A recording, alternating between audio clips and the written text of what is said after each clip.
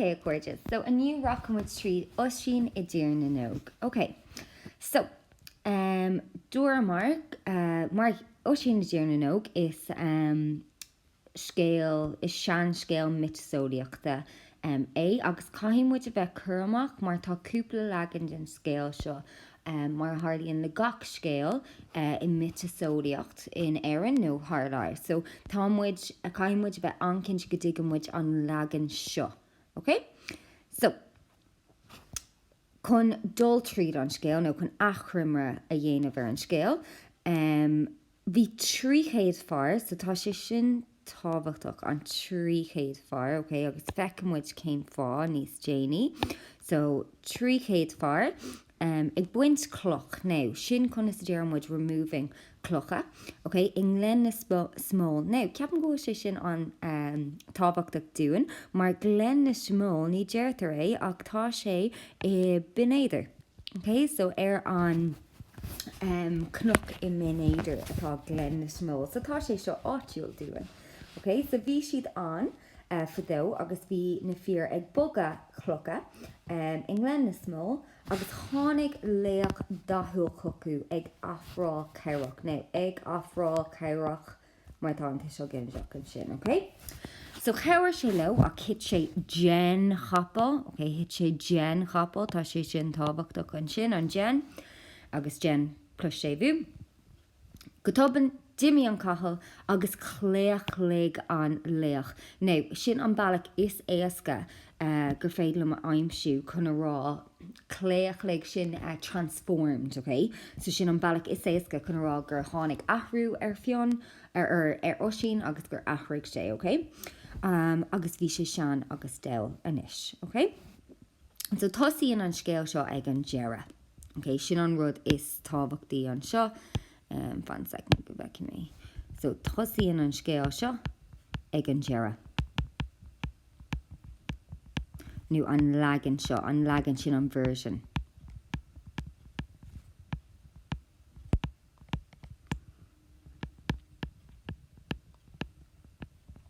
Okay. So an sin bhúil an seanar, okay, an seanar sin Oisín sa cá seo. Bhúil sé le naomh fóric agus duine sé an scéal dó. Okay? So an sin taimid arás san am, okay, taimid arás sa star, is star Oisín, go dtí tús an scéal. Okay?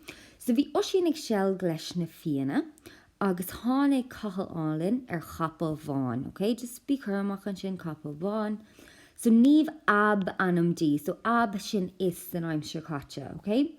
Agus chuirsí Oisín faoi gheasa an chorá. Now, sin an frás chun rá gur chuirsí Oisín faoi a love spell. Okay, so chuirsí Oisín faoi gheasa an chorá. So dag Oisín a athair agus a chuirde agus chuaigh sé go dTír na nóg le níomh.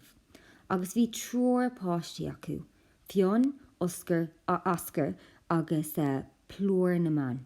Okay, so is anam an aisteach sin. Cílíonn plúr flower, ach ní cosú le blá, nó bláhanna, cílíonn sé flower like occurring to isteach in Iran, agus mar sin, so ní hiigam an tanam sin, ach sin an tanam atá arthaí ar aonas.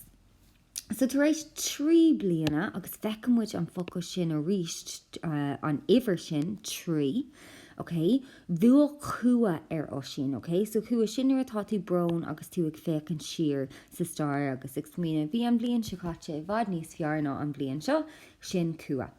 Okay, agus bua leis fila éan, okay, fil agus gcónaí, so bua leis fila éan. Okay, thug níomh rábha no warning though, faoi chrí a ríist, agus an rábha sin a ríist in bhfuilge siimplí, okay, in bhfuilge himplí an sin, an bailach is éasca chuné sin a rá, ná leag cos ar chalamh na héireann. Okay, ná chur de cosa ar an talamh nuair atá tú an éireann. So nuair tháinig sé go héireann, níor aimsigh sé, ní mhór sé, ní acha sé a athair nó na fianna, mar bhí siad marad, fuair siad bás fadó. Agus dimig go leor ama fad a bhí Oisín I dTír na nóg. Now bí chuirmach an seo, I know nuair bhí mé óg cúla mé go raibh 3 for gach blian bhí 100 bliana, so nuair a bhí Oisín imithe bhí 300 bliana imithe ach. Ní féidir linn é sin a rá, okay, sa cean seo, mar níla is le gcuin, ní déirtar é sin sa legan seo, so caithí muid a bheith an chur amach an sin. Tá sé cosú le géiban agus ag rá an tanbí, níl cead gcuin an leon a rá, mar níl sé sa dáin. An seo níl 300 blian sa scéal, so ní féidir linn é a rá. So críocníonn Oisín na scéal go brónach, nuair tá sé an brónéir, agus dearnéamh páric go bhfuil áit feite aige ar neamh, so tá sé ag dul go neamh go heaven an sin, mar dhealar a olingt, okay? Mar duling sé, agus tá is a gcuin an focail sin ón tríal. So afrálann sé charman de Oisín, an charman cosú leis an teach charman an sin, ina chealach, ina cheach, mar chúteamh. Agus mar chúteamh cinálín in exchange, in sin Oisín scéalta dótáis gom go sé sin geartha amach faoi éire fu dó agus faoi na fianna, so tá marga ar siúil an sin. Okay, so sin legan siimplí an sin den gen scéal. An rud is tábhachtaí an seo beidir ná an téma, no, tá rud níos tábhachtaí ná sin agus déanam mu níos déanaí. Ach an téma an seo I mthórm, mar tá sé Jackar, orintanta Georgini gur bhfuil grá I gceist sa téma agus tá sé sin ceart go leor. Tis go bhfuil dríocht, tá sé nasca le tréthe an bhéal just mar is scéal béalagus é seo. So sin an fá gur fioc mé é sin, mar tá an sin tá písabíoch athrá agus níos lú le félam, okay? So sin an rud is tábhachtaí agus ní chur mé sin is deach go fó is scéal béalagus é seo. Okay, nó cílíonn béalagus cinálíonn tradiisiún na hÉireann nó cultúr na hÉireann, mitasóliacht cinálíonn ach béal sin de bhéal tá daoine ag caint agus idius ó idicus. So is scéalt iad na scéal, an scéal béalagus is scéal é in sin faoi star na hÉireann. Okay, in malach éigen, agus tá a lán star sa scéal seo, má fioc muid amach é. So is scéal béalagus é seo. So, cean just na tréthe béalagus ná an dríocht. Okay, so sin an fá go bhfuil an téime sin peocha agam. So tá a lán dríocht dá tá seo ginneach, okay, sa scéal, mar is fin scéal é. So fin scéal sin focail eile ar scéal mitasóliachta nó mar sin. So churann níomh Oisín faoi gheasa an chrá. Okay? Agus is sais pusód dríochtúil í sin. Okay? Agus ní éiríonn aine sean, so cínta go bhfuil dríocht an sin, pusód dríochtúil. Okay? Níl sé sin nádúirtha. Ní liscom actually coola méid daoine ag úsáid pusódí dríochtúil le freisin hána féin go háirithe maidiú leis an rá. Níla is a gom an áibríonn siad, níla on taithí agam ar sin, ach cínta is dríocht é sin. Okay, sampla eile a eicimid now is Nótaí seo, so caithí sibh cur le seo, okay, tá sé seo an bunúsach an seo. Comála sin feicmú dríocht, mar ní éiríonn aon den na seanna tír na nóg. Agus tá an am sin lastíe should be las mue de chuirsaí ama. Okay, tá sé outside of chuirsaí ama. Agus tuigimid nach bhfuil sé sin fíor foréir, go mí fortúnach níl sé sin fíor agus éiríonn gachta na sean. Comála sin cléachlíonn Oisín, okay? So sin an bhríthar a ríist I gcóir transforms, agus sin an bailach is fear. Tagann sé ón mríthar cléach, or no, ní léon. An bríthar just an bríthar féin, ná cléachlig. Agus cílíonn sé sin to transform. So sin an bailach is éasca gur féidir lom aimsiú chun é sin a rá. Okay? So cléachlíonn Oisín in nóméid a bháin, agus ní tharlaíonn sé sin sa saoil ar bhír, tógann sé go leor blianta buíchas le dia chun éirí sean. Agus comála sin tá an capó bán in an rit trasna na farga agus tuigemuid nach bhfuil aine ábata é sin íanamh béidir seachas íasa mar dúirt siad é sin sa bhíbla ach seachas é sin níl aon duine in an seasamh ar éisce sa tá dríocht a gasist sin. Ok, so mar dúirt mé cean eile nó téime eile ná grá ach tá bris a crí chuma leis an rá an seo agus feicimid grá le críoch brnach. So I guess ar cúpla bailach tá an scéal seo cosú le colscara. Okay, so níl an grá seo áthasach agus ní aibríonn rudaí amach. So feicimid an grá mar taníomh an grá le Oisín agus chuann si Oisín faoi gheasa an grá, so caiithfí si bheith andá riire má dhéanann si é sin. Tá si andá riire faoi Oisín agus tá si dá riire faoi Oisín á. So déanann si é sin. So gan éon go agus comála sin taistelíonn si go héireann ó hir na nóg. Níla is a gcuin agus is ceist simúléis seo ceapam a bhí agam le fada céir de tharlóach más rud é go raibh níomh ag seasamh ar halamh na héireann. Níor imigh si ón cappa ach níla is a gcuin an méach siise ag cléaclú más rud é gur hit siad an cappa agus an risk mór é sin agus an raibh si sásta an ris sin a thógáil chun Oisín á agus más rud é go bhfuil den cínta go fíorgrá a gceist an sin. Comála sin tá grá ag fionn dá bhac, okay, so fionn ahar Oisín, mar tosaíonn sé ag cuoinú nuair ágan Oisín agus ag gcónaí ceapan go bhfuil an íomhá an sin an a bhrónach tá sé an tender freisin nuair tá Oisín na grá sláán lena iad agus tá dúir amháin tá ag síle síos ag Jon agus tugann sé póg do Oisín ar a éidan ar a farhead agus ceapan go sé sin an tender agus tá sé an a bhrónach an sin ach cínta go bhfuil grá láidir an sin. Agus tuigemuid go bhfuil a chrí bhriste mar tá a bhac ag fágá. So comála sin tá grá idir níomh agus Oisín mar tá teorpáistí acu, so cínta go bhfuil grá acu, beidir grá fisiciúil an sin ach ní hardíonn sé sin más rud é nach bhfuil grá idir duine agus duine eile. Agus tá grá ag Oisín dá ahar freisin mar tugann sé fionn ar a chéadfach. Okay, so tugann sé an tanam fionn ar a chéadfach. Agus comála sin Filann sé ar éireann, tugann sé ras go héireann chuna iad acu a iad agus a chóirde ach maithíim go sé sin níos loidre agus sin céir tá sé ri a géirí a dhéanamh agus sin an rud a harangaíonn a ras go héireann é agus sin an fá go bhfuil sé sásta an ris go thógáil chun dul a ras go héireann.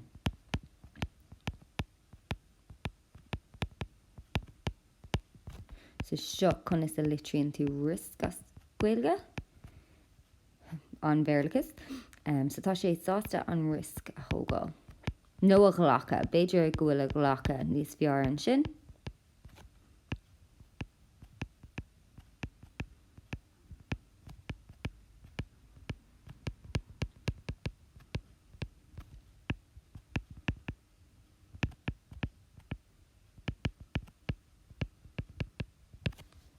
Okay, so gan éana go taspáin sé sin gráú. Ok, mothúána eicmuid gan éana go tá brn sa scéal seo, agus ceapan gohfuil an brn níos mó ná an grá sa scéal seo. Gan éana go is scéal brnach é seo. So is é brn an príomh mothúáin, okay, sa scéal seo. Tá brn ar Jon ar ágan Oisín. Tá sin sé ag cuioine go ciúin agus sin rud really is rud mór é sin mar sna scéalta seo faoin na léachra ní raibh cead ag na fíor cuioinú. Okay, bhí siad gcónaí cróga agus láidir agus furfa agus an stereotípe dar agus ní raibh cead acu cuioinú. So mar bhí fionna cuioinú léironn sé sin go raibh an bhrónar. So is íomhá chur hachaí seo in mothorum. Céin fá tá sé sin suastíobh céin fá an gapan sibh go sé curthach an gcurann sé an bhrona de chrí agus céin fá. Okay? So tá bronar Oisín freisin nuair ilann sé ar éireann, mar fáinn sé amach go bhfuil na fianna go léir marmh agus tá sé ina éonar inis tá uignas air. Agus maithíonn sé a athair agus a chuirde mhaith agus tá is goin an bhrá sin ó Gavan maithíonn sé a cheansail mhaith an seo maithíonn sé a athair agus a chuirde mhaith hí misses a athair agus a chuirde agus a anbhrón air agus tá sé anbhrónach nuair atá sé ag dul timpeall na hÉireann ag féachant ar na sean áiteanna ina raibh sé áthasach ach níl anach neantóga inis tá siad overgrown níl aon rud an agus tá sé cosú le más aon duine a bhog teach chana féin más rud é gur gneacaí tú arás go dtí de chean teach agus connic tú go raibh sé folamh agus go raibh an gcóirdín go raibh sé ina phráiseach agus mar sin chuireadh sé an bhrónart. Ok, cumála sin tá bronar Oisín nuair a hitann sé an chappa, obviously, mar níl sé ábalta dul arás go dtíar na nóg. Agus ní eici sé a bhain céile nó a fáistí ríist. Agus tá sé sin brónach, agus rud nach bhfuil sa scéal ach a ríist i gcónaí bí meid smaoine bhéir seo agus tá ceisna agam faoi ná ceirt faoi níomh. In éon legan den scéal seo ní cloisiimiid faoi níomh, ceirt a tharla tar éis sé seo. Bhí níomh a dtíar na nóg, ní raibh bhí si Joe ar beoga Joe, ní éiríonn aon duna seán. Bhí na páistí an, ní raibh daddy acu, tá sé cinálín cosú le páistí Jimmy sa gnáród céir a tharla an maidin dar gceann agus ní cloisiimiid ó na daoine sin. Agus ceapan go sé sin anna bhrónach. Ok, agus tá íomhá curthach ag dearradh an scéal. Agus a rís curthach sa tá sé moving, a rís curann an íomhá seo an bhrón am a chrí, mar tá agla ar Oisín ribh guoine óga anis.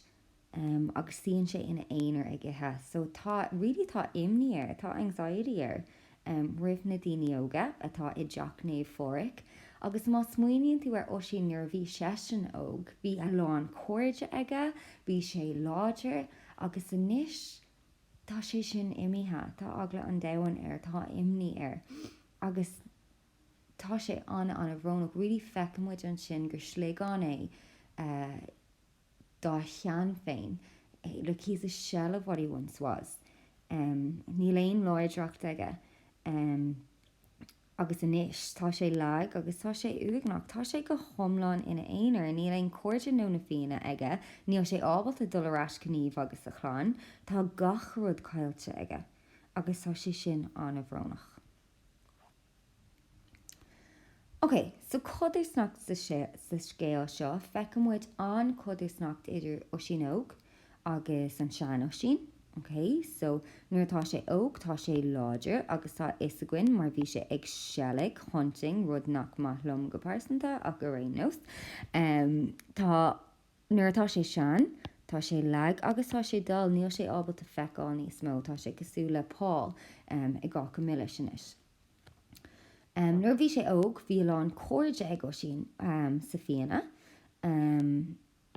san íana. Agus tá chláán aige i dtír na nóg freisin nuair atá sé óg. So fiú in éireann bhí lán cóirde aige agus bhí fion aige, bhí a chláán aige. I dtír na nóg bhí chláán agus bhí níomh aige agus dearthain greibh an a lán cóirde aige. Agus tá sé sin omláin ina bhallairt. Le sean Oisín tá sé uignach níl aon duine aige. Tá a chuirde marmh agus tá a chláán i dtír eile agus tá agla ar ribh na daoine eile ina himpeall. So tá sé go thomláin ina éonar. Beidir an tain cara atá aige ná naomh fóric. Okay, leiríonn sé le naomh póric.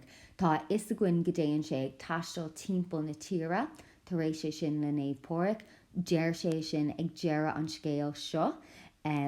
Is trocht é sin de scéal eile.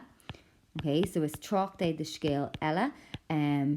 Céir is anam dó Oisín agus naomh póric sin cinálíonn ní seo an tanam ach taon siad like cinálíonn taistil nó turas ní fóric agus ó sin an tanam atá agus taon sé timppla na hhéireann ag instinct na scéalta faoi na fianna den néomh fóric sa scéal sin, okay? So sin beidir an tain cara atá aige, ach nábí bortha faoi seo, okay? Nábí bortha faoi tá mé just ag instinctí a faoi mar tá sé simú. Okay? So tá féin buinín ag Oisín agus nuair atá sé óg, okay? Tá féin buinín ag Oisín, tá muíon ag as féin, agus tá sé sásta dul chun ceú leis na fiar ag buint cloch, ní smuoineann sé ar sin. Ach nuair atá sé sean níl féin buinín ag Oisín, okay? Tá imní ar. Okay, tá imní ar. Tá anxiety ar. Okay, tá agla ar rih guoine óga agus éhann sé ina éanair. Comála sin ar leibhéal eile, a gcónaí bíonn an leibhéal eile, feicimid fudúsnach sa scéal idir éire agus tír na nóg. So in éireann tá na daoine sean, okay, mar hampla feicimid fion, népóric agus Oisín ag deire an scéal. So tá siad sean, I know go na fianna óg, ach ní cloiste míad a lán fuhu na príomh character sa scéal seo. Nuair atá siad an éireann, tá siad sean. Ach tír na nóg tá gach den óg. So mar hampla Oisín agus níd, nuair atá Oisín óg, tá sé tír na nóg, tá na páistí, agus tá an pobal óg freisin mar ní éiríonn aon den sean. In éireann tá daoine ag marú an nádúir, okay? So ag marú an nádúir, tá siad ag chur an nádúir chun báis, agus feicimid é sin leis na fianna ag sealadh, okay? So níl siad ag tuairt airad an nádúir. Ach, I dtír na nóg tá an nádúir faoimh lá, tá sé flourishing, tá turthaí na crín, tá bláhannas na parcanna, tá gach rud acu. So céim fá, agus I gcónaí ceapam just go sé seo an simúil an cean seo. An bhfuil seachtarach taobh de sin, an bhfuil an leagan seo ag instinct dúin faoin ar numper in éireann ní mar sin, ach just ceapan go sé an simúil an sin.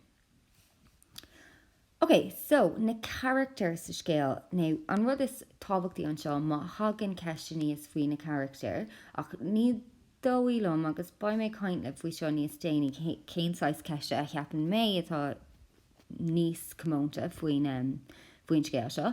Má hagan na characters aníos támuid a géirí adíochtaí, okay? Ar a laiad cuaig adíocht, okay? So, an seo, is féile an rá go sé láidir agus tá sé foiinil. Okay? So, taonn sé ag sealadh leis na fianna, so go physiciúil níl sé sin éasca, agus tá sé ábalta, tá sé an nó is féidir leis clochmhór a bhaint den talamh, okay? Ní raibh tríchéad fear ábalta é sin aanamh ach bhí Oisín ábalta é aanamh ina éanair, so cínta go raibh sé an láidir agus bhí a lán foiinne bheige. Beidir is féile an rá go raibh sé cróga freisin. Okay? So, cean atá folklór.gaí ionta go gcóir adíochtaí, so má chuann tú aon adíocht isteach an sin, joí tú cúpla sampla an sin, agus tá teanglann iontach freisin, mar fáimmuid an sin na sean legan gaeilge ar focha, so sin mar hampla le sean daoine formé an focha daoine sco éasta an sin, agus is focail le bhád níos deise é, so actually rockin go teanglann chun na hadíochtaí all, okay? So tá sé tuban freisin. So tuban cílíonn sé sin gnéanann sé rudaí gan smuoinemh orthu. Okay? So ní bhíonn sé ag smuoinemh déanann sé rudaí just mar sin, ceapan gúil tá mé cínta mar sin, ach féidir nachtra jazz or maith é sin. So mar hamplan seo, léimann sé ar an gapal agus téann sé le níomh gan bhór an machnamh a dhéanamh ar. Machnamh sin ag smuoinemh ach tosíonn sé le REF as béarla. Nuair atá tú ag smuoinemh go deavan ar rud aigen agus ag tógáil ama chun smuoinemh ar agus chun smuoinemh ar na rudaí maithe agus na míbhantáisí basically a bhaineann leis. Agus ní dhéanann sé é sin.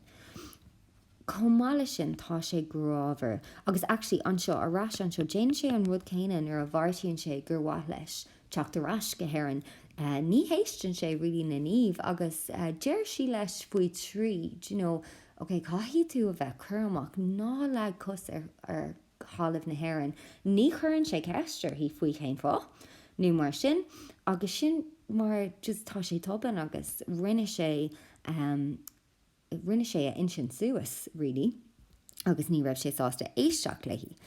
So, cumáile sin tá sé grábhar, agus tá is gine sin tá grá ag dá ahar de dheon mar bhí sé ag riteach de ras go hhéireann, agus sanna fin a freisin.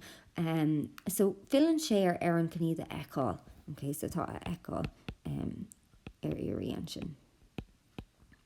Okay?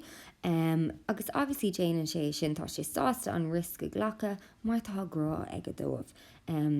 Tá grá ag den níomh freisin mar bhí sé sásta dog tíar na nóg agus í a fósa. Agus is socha go bhfuil grá ag dá páistí freisin. Mar bhí tror páistí aige, so tá mé ghlacha leis go grá ag dómh mar más rud ag gur lean sé raig agus gur raibh tror páistí aige. Okay. Cumáile sin is féile na rá ar fion, tá bronnam, tá fion an tábhachtach sa scéil seo freisin is príomh character é cuma. Okay, déantar dearmad ar orintha ach is príomh character é. So is féile na rá go bhfuil sé úsá cílíonn sé sin a far úsá sin really a gentleman. No wise, okay? Agus taken which obviously tá sé cuachtach freisin, okay? Tá sé cuachtach, tá sé powerful. Mar is sin ceanara na fina, ceanara sin cosú le cinara nó uachtarán cinálín an líder. Agus ní aon aon duine an post sin más ru é nachhfuil siad cuachtach agus nachhfuil aláin fasa aige. Agus tá is a gin freisin gohfuil sé úsá, gohfuil sé wise mar dis sé an bradán sa scéal eile ach ní féidir an caint buí sin mar níl sé scéal seo. Cumáile sin tá sé láidir agus údarásach agus tá meas ag na gascaig sin na daoine sa saníana. Okay, so sin an focail saidiúirí cinálín thugamid orthú, okay? So sin an focail eile is féidir lena úsáid. So tá sé láidir mar tána bhíana bhí siad fisiciúil, chuaigh siad ag seall, chuaigh siad ag trid, so más rud ag gur sin an ceanara, then cínta go bhfuil sé láidir. Údarásach mar is sin an ceanara, tá sé ábalta ordatha a thuirt de dhaoine eile agus leanan daoine é freisin. Tá a ládíine sa níana agus tá siad sásta éisteach le fion agus a ordatha a leanúint.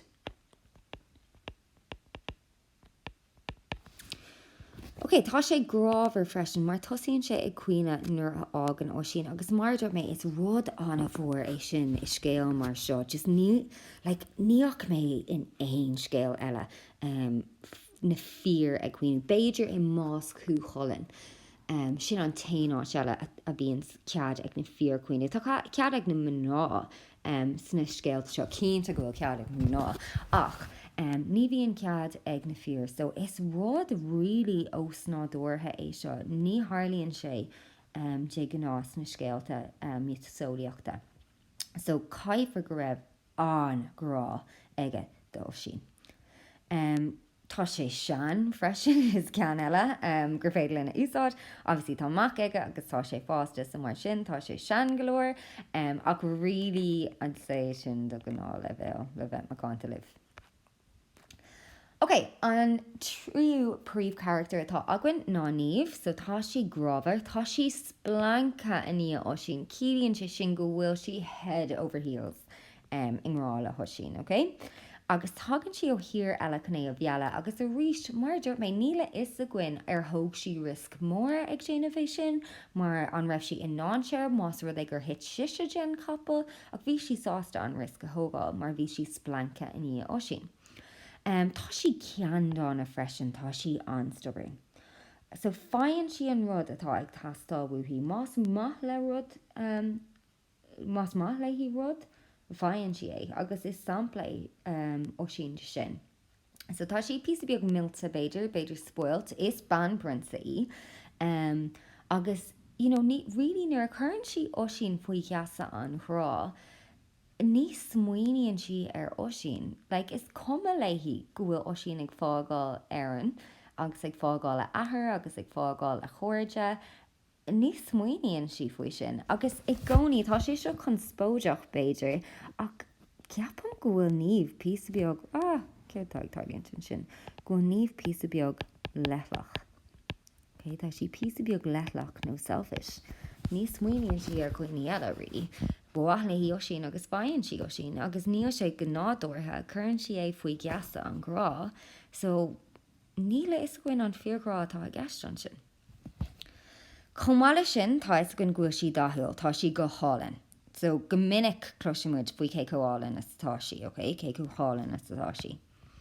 So tuair sampla dom an sin tá a lán samplaí sa scéal, ní caithí tú quotes úsáid, nó tágatí ar ag tastal ó na scéalta, ach tá cinálíonn tráchtainna nó references ag tastal agus féidir leat de Gaeilge féin úsáid an seo. Ní caithí tú chunks a eolalam ón scéal, mar bheadh sé sin róg dhheacair. Go háirithe sa scéal seo, tá sé scríofa is seanna Gaeilge, so tá Gaeilge an difriúil againn aniu. So tá sé cearcailúir just tuair sampla agam tuair sampla dom fiú i de Gaeilge féin. Okay? So fecamid go bhfuil na fianna i léig an tóca leihí, nuair a hagan níomh ar an gapal tá gach duine ingrá leihí.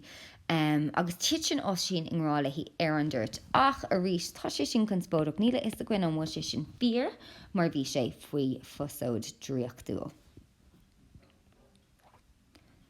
Okay, now, an fear seo, tá iscom nach bhfuil sé sa scéal mórán, ach tá sé ar an griclam. Okay, agus tá siad ábalta ceiste chur airt faoin character néamhphoirc, okay? Bheadh sé mín, ach tá siad ná dhéanamh so caiifemuid a bheith ré. Okay? So ar dús tá sé fáinach lena am. Ní chuann sé breúar Oisín éistin sé lena scéal, ní chuann sé isteach ar ní chuann sé ceisina ar, just éistin sé leis. Agus obviously is éisteoir an bhaith é. Okay, is éisteoir an bhaith é. He's a good listener.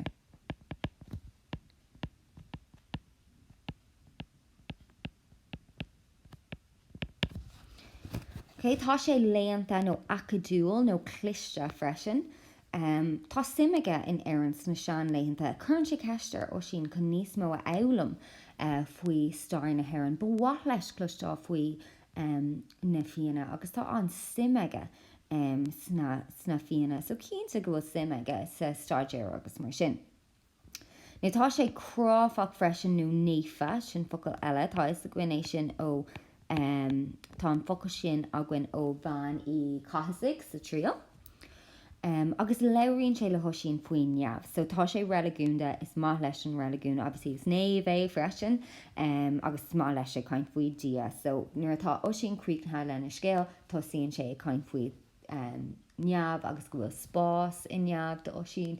So really léimann sé isteach leis an religún. Now, tá is a gcuin ag an am seo, bhí néamhphoirc ag géirí an chríostaíocht nó caitlicus a scapa in éireann. So sin an fág gur léim sé isteach agus a rinne sé é le Oisín freisin. Okay?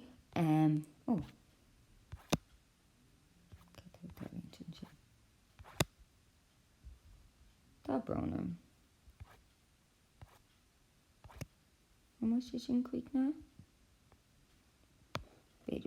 Okay, tá muid chun bogad ará goréús agus tá muid chun fécintear an mthorm an rud is tábhachtaí, okay? Ar an ord le bheith don scéal seo. Agus sin tréthe an bhéileagus, okay? So tréthe an bhéileagus in Oisín a dtír na nóg, okay? So conas atá is a gcuin go hacaidúil gur scéal bhéileagus é seo, well, tá tréthe an a bhaineann leis na scéalta seo. Tá na scéalta seo an cosú lena chéile in éireann is asanna sa rúis timpeall na tíre agus tá tréthe an. So an céad tre go bhicimiid nó atá na tréthe béileagus ná an uimhir trí, an uimhir seacht agus an uimhir a de.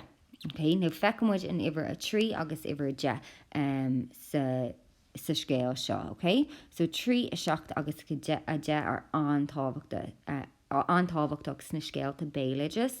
Sin an fá orintanta gnéirta go bhfuil trí ina lucky number nó mar sin, tágann sé sin actually ón na scéalta béileagus in ngach tír.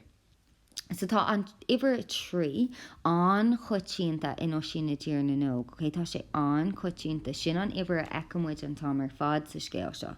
So mar hambla déanaan an capalbán trí seatracha. So cílíonn sé sin trí cinálíonn scrad brónach sulabhágan sé an trá. Déanaan an fianna freisin mar más bún mo cuimhne, déanaan na fianna trí scrad brón freisin nuair ágan Oisín an trá. Comáile sin leanan an trid, so is teach sa scéal seo sa leor an mealach go tír na nóg, bhí trid ag Oisín le fatach, okay, le fatach sin a giant. Mé ábal a scríbhar seo, no? Okay, fatach, F-A-T-A-C-H. Okay, so tá trid geile fatach agus, tá sé an sin. Leanan sé raig trí lá is trí ihe, so rís trí. Comáile sin tá tror páistí ag Oisín agus níomh. Agus tugann níomh an rábhad Oisín faoi thrí ná le cos thalamh na hÉireann. Ní déir sí uair amháin é ach faoi trí. Agus an bhála sin ná gohfuil an éibre trí feicimid é tá sé antábhachtach sna scéalta seo. Is basically is scríbhneoireachta é sna scéalta. Okay, feicimid an iwwer sin an iwwer, okay, a de sa scéal seo freisin, agus feicimid é sa bhanis. Leanan an banis idir níomh agus Oisín na dtír na nóg ar fad 10 lá agus 10 níthe. Na ní raibh mé ábalta iwwer seachta ag ach beidir go sibse. Okay, an dar rud eicimid ná ábhéil. Okay, cílíonn ábhéil exaggeration. Agus feicimid é an tamar fad sna scéalta seo, scéalta cúcholainn freisin gach scéal béileages basically. So bíon ábhéil a feicá sa bhéileages mar churann sé leis an drama sa scéal. So a rís is like smuoinnig ar na tréthe béileages cosú le tréthe scríbhneoireachta ag an am seo. Okay? So vector béilid ar ábhéil in Oisín na dtír na nóg mar tá an capalbán in an rit trasan na farga agus ní léon duine ná capal ábhat a siúlar isce. So nuair chahan Oisín an cloch, deirtarlinn go raibh nach raibh slú a far nó grúp a far ábalta an cloch a ordiú ach bhí Oisín ábalta. Agus mar sin churann an ábhéil leis an íomhá de Oisín mar gascíoch láidir. Tuigimid ní raibh Oisín mar like ní gnádan é Oisín, bhí sé níos fearna gach den eile. Agus tuigimid é sin mar dhealar an ábhéil an sin. So feicimid ábhéil freisin sa chuirsíos ar thír na nóg. So deirte go bhfuil gach ile rud an. Okay, éon rud is maithla tá sé an, tá sé firfa. Ní tuigimid nach go éon áit firfa. Ní léon lia is teach sa scéal seo. Tá gach rud dubh agus bán, agus tá Oisín agus tír na nóg tá sé bán. Okay, tá sé firfa. Agus is ábhéil é sin. Okay, comáile sin. Okay, comáile sin feicimid an fágantacht agus an chríostiacht. So an fágantacht sin paganism agus an chríostiacht. Agus ag an am scríbhú na scéalta seo, tá sé actually really similar. É mthóramach is an féidir go nuair mé. Ag an scríbhú na scéalta seo nuair a bhí éire ag athrú. Okay, bhí an chríostiacht ag teacht, bhí na Celtic ag fábáis, agus bhí a lán afratha ag toirlíonn. So tugann siad really léargas dúin ar éireann fadó agus a céir de hála ar star na hÉireann. Agus feicimid an seo an teannas, okay? The tension idir an fágantacht agus an chríostiacht. Feicimid é sin sna scéalta béileages. So scríbhú na scéalta ribhtheacht na chríostiachta. So na scéal an leagan seo is leagan déanach é seo. Oisín na tír na nóg. Bheadh leagan difriúil, leaganacha difriúil ribhre sular tháinig an chríostiacht. Ach nuair a tháinig an chríostiacht, athraíodh iad, athraíodh na scéalta in dhé sin chun scéal na chríostiachta a scapa. So riomh tá bolscaracht a gceist an seo. Tá bolscaracht céir sin propaganda a gceist. Agus go tobann tá néamhpóric i ngach scéal. Mitasódiachta. Smuoinnig ar chlán lír tá an néamhpóric ag an deara freisin. So sa scéal seo is ionadaí é Oisín don fágantacht, okay? Seasan Oisín don fágantacht. agus is onadí é néamh póric seaan néamh fóric don chríostaíocht. Agus fecammuid nach bhfuil gachród furfa acu tá andifriocht idir an bhirt acu. A cé atá níos fiar ag dearad an scéal, bhfuil tá néamh póric. Mar fecammuid go Oisín sean an sin, go bhfuil sé dal, go bhfuil sé lag, agus tá sé ina éanair, agus is bolscoireacht é sin. So bolscoireacht, níl mé ábhad a scríb ar an gceann seo. BOLSCAIOREACHT sin bolscoireacht agus cílíonn sé propaganda. Okay? So fecammuid ag dearad an scéal tá an bua ag néamh póric nó tá an bua ag an gríostaíocht. Okay? Agus tá an scéal politeo mar sin. So orintha fecammuid iompú creideamh sin nuair a athraíonn duine ó creideamh amháin nó religiún amháin go religiún eile é an béarla ar sin like a conversion nó mar sin. Okay? Agus fecammuid iompú creideamh an seo mar labhraíonn néamh póric faoi Oisín le Oisín faoin na soscailte faoin na Gospels, okay? Ag an dearad. Fecammuid an rud céanna níla is go an bhfuil is a cuibh or nó an cuiban le bheith seo ag glán lír, agus tá cead ag na halaí, the swans ag na páistí ag glán lír, tá cead acu a bheith déine a ríist nuair cloiseann siad clog an tépéal. Agus cloiseann siad é sin ag an dearad, agus an sin is féidir le a bheith ina níní a ríist, ach a ríist tá siad sean, fáinne siad bás, tá néamh póric an sin freisin chun an chríostaíocht de thuirt dómh.